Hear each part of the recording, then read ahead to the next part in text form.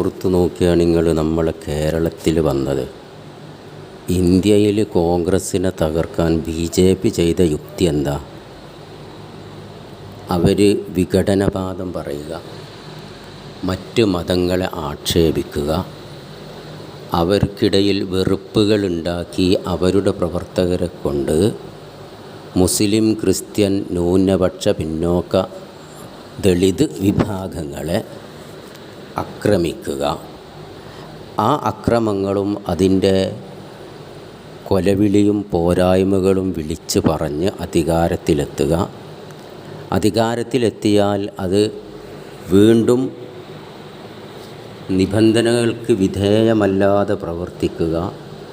പിടിക്കപ്പെടുന്ന കുറ്റക്കാരെ അവരുടെ അധികാരത്തിൻ്റെ പരിധി ഉപയോഗിച്ചും അതിനപ്പുറവും ജഡ്ജികളും ന്യായാധിപന്മാരും കോടതിയും കുറ്റക്കാരല്ലെന്ന് കണ്ടെത്തി വെറുതെ വിടുക.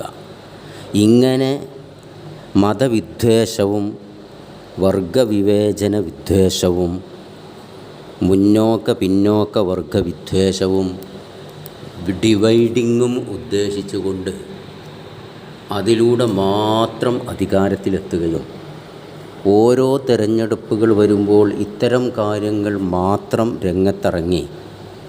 രംഗത്തിറക്കി വികസനത്തിൻ്റെ ഇല്ലായ്കയും അതിൻ്റെ പോരായ്മയും പ്രതിപക്ഷത്തിന് പറയാനുള്ള അവസരം നൽകാതെ അതിനെക്കുറിച്ച് ജനങ്ങൾക്ക് ചിന്തിക്കാനുള്ള അവസരങ്ങളും കാര്യങ്ങളും നൽകാതെ വെറും വിഭജനം മാത്രം നടത്തി അധികാരത്തിലിരുന്ന് കോൺഗ്രസ്സിനെ ഇല്ലാതെയാക്കിയ അതേ രൂപമാണ് ഇവിടെ CPM ചെയ്യുന്നത്.